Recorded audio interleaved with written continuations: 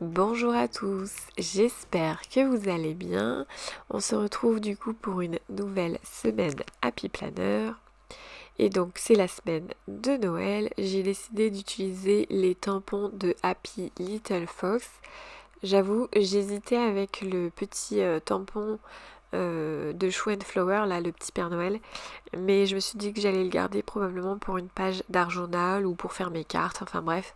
Euh, voilà, j'hésitais et puis finalement je suis partie sur ce thème-là. J'aime bien l'ambiance conte nordique, là, voilà, j'aimais bien. Alors du coup, je commence comme d'habitude à mettre un petit peu d'encre. Donc là, j'ai utilisé la Versafine. J'ai utilisé un autre verre juste après et une fois que j'ai visionné les images, je me suis dit que finalement, il faisait un peu trop clair. Celui-là, j'aurais peut-être dû utiliser l'autre verre que j'ai. Mais bon, c'est pas grave, ça fait un petit Noël tout doux, on va dire, et qui au final va assez bien, je trouve, avec les tampons de Happy Little Fox. Alors je sais pas si ça vous fait ça, mais moi je trouve que les... Ouais, c'est ça en fait, les tampons de Happy Little Fox, ils sont dans un mood très tout doux, tout calme, tout posé. Je sais pas, il y a genre... Enfin, l'énergie que dégagent ces tampons, elle est très...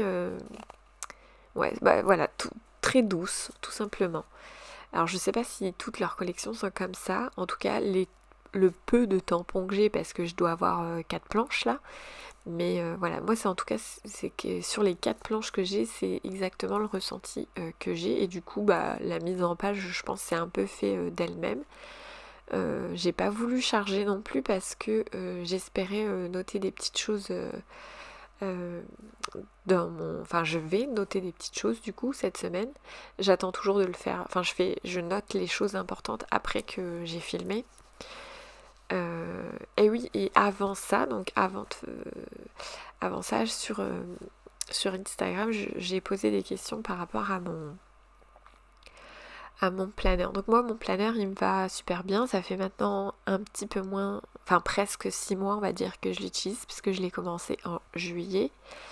Et, euh, et clairement, je suis très très contente et très satisfaite de mon organisation. Je note régulièrement des choses dedans. J'utilise aussi bien la vue annuelle que la vue mensuelle que la semaine.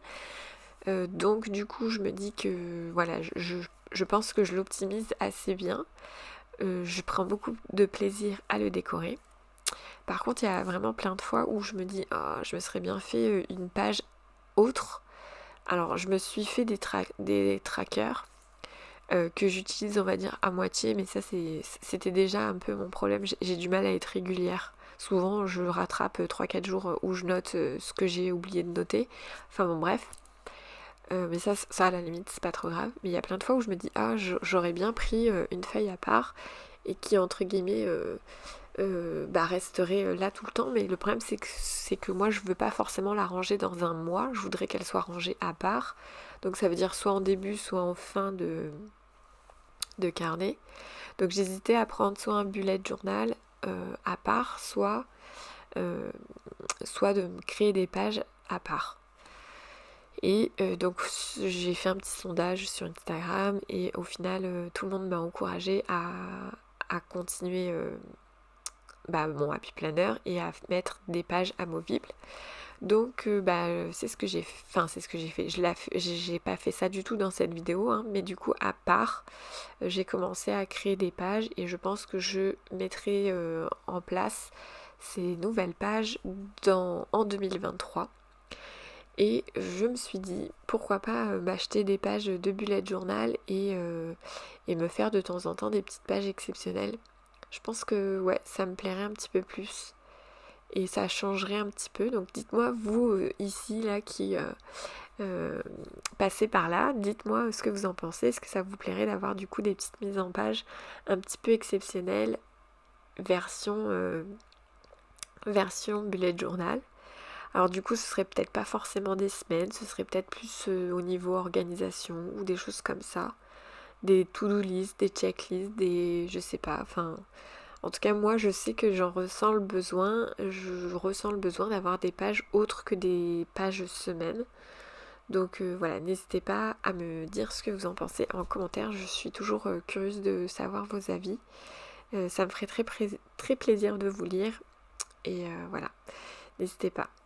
Donc du coup voilà, j'ai continué, donc j'ai utilisé des tampons Happy Little Fox pour la totalité de la mise en page. Il n'y a que ça, et j'ai pris un conte nordique et la nouvelle collection, donc Falala avec le lapin. J'aime particulièrement le tampon là où c'est marqué Esprit de Noël, j'adore ce tampon là. D'ailleurs, sur le stand de création et savoir-faire, ils avaient repris exactement le même tampon, mais ils s'en étaient fait une sorte de panneau de décoration au moins, il faisait au moins, je pense, entre 30 et 40 cm le petit panneau, et franchement c'était top, ça m'a vraiment, je me suis dit, je verrais bien ça dans ma déco de Noël. Enfin bref, et du coup voilà, donc ce genre de tampon là, la frise, elle est très sympa. Il y a on va dire, il y a des petits espaces pour faire une petite mise en couleur, mais au final il n'y avait pas grand chose à mettre en couleur. Du coup je me suis dit que pour aller dans le même état d'esprit que la frise, j'ai pris que des petits feuillages qui pareil ne nécessitaient pas de mise en couleur, à part le renard du coup. Et le renard, je voulais surtout pas qu'il soit aux couleurs de Noël. Alors pourquoi, j'en sais rien, j'avais envie, c'était tout. Du coup j'aurais pu le mettre aux couleurs de Noël, mais je voulais que ce soit je sais pas, que ce soit un petit peu plus light, on va dire. Enfin, je sais pas comment l'exprimer. Il y a des fois, je fais des choses et j'ai pas trop d'explications non plus. Enfin bref, et du coup, j'ai repris les mêmes couleurs que la semaine d'avant, c'est-à-dire ça c'est le cappuccino, la couleur cappuccino, que j'aime beaucoup, comme je vous l'ai dit, et je pense que c'est un peu pour ça d'ailleurs. J'ai pris un ton au-dessus aussi pour faire un petit marron. En fait, je voulais que le renard il fasse un peu justement un esprit un peu nordique, un peu cocooning quoi. Donc je sais pas si j'ai réussi, en tout cas moi j'aime bien, ça me plaît bien. J'aurais pu y aller un peu à fond, on va dire, un peu plus dans les couleurs de Noël, mais bon, au moins ça change un peu parce que du coup entre temps j'ai fait des petits dessins. Si vous me suivez sur Instagram, vous les avez peut-être vus, mais j'ai fait des dessins à l'aquarelle pour décorer, donc je les mettrai en place. Je vais pas tarder, on va dire, à les mettre en place dans mon salon. Il faut juste que je trouve des accroches du coup. Et je pense que du coup ce sera des cadres qui enfin les cadres, je pense que je vais les laisser en place, c'est juste les dessins que je vais retirer et ranger dans mes caisses de Noël une fois que Noël sera passé. Et je pense que après ce sera des dessins que je vais tout simplement changer au cours des saisons. Enfin c'est mon idée, après on verra si j'y arrive ou pas. Enfin voilà, du coup voilà, j'espère que cette vidéo vous aura plu.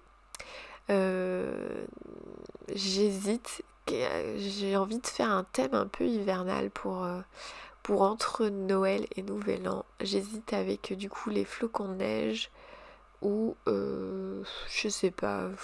N'hésitez pas à me dire, tenez, dites-moi quel thème je pourrais faire entre Noël et Nouvel An, en sachant que j'ai pas tous les tampons du monde. Donc je pourrais pas forcément respecter vos idées. Voilà, j'espère que cette vidéo vous aura plu et je vous dis à très bientôt dans une prochaine vidéo. Je vous souhaite de très belles créations.